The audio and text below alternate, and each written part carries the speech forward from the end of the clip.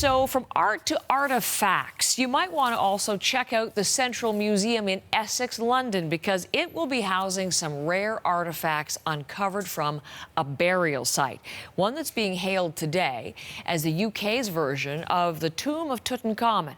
The grave actually discovered in this case in 2003. It included some human remains, and experts believe those remains belong to royalty. He's on the royal beat for us this week. Royal baby, now royal remains.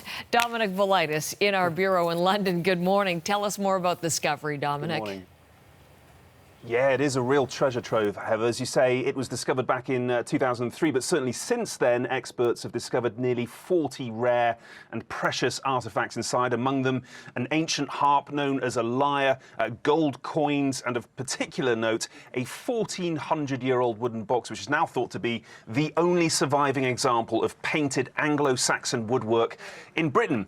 Also in there, though, was the gilded silver neck of a wooden drinking vessel, decorative glass beakers, and a second drinking vessel, which it's thought came all the way from Syria. Now, it is a burial site, so a large wooden coffin with an elaborate lid was also found inside, and human remains too. Not many, just a few fragments of tooth enamel, which experts say their best guess is that they belong to a 6th century Anglo-Saxon prince known as Saxa. So, by all accounts, a remarkable find, Heather, and one filled with treasures from Britain's distant past. And the fact that it was in such great shape, I know, Dominic, really left the crew, the discoverers, astounded. What do they think is so important about this discovery?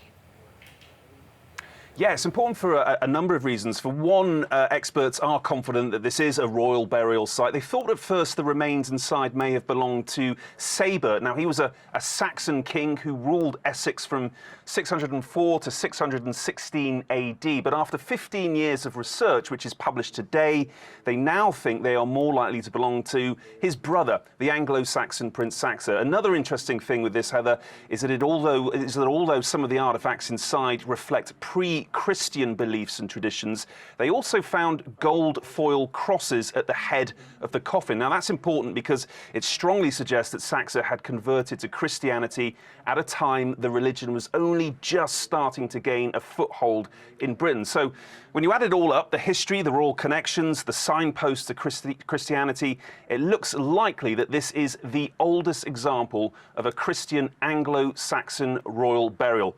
Pretty good going, Heather, when you consider the site was discovered nestled between a pub and a budget supermarket back in 2003, Heather. That's really funny. All right, Dominic, thanks very much. Really appreciate that. Very interesting indeed.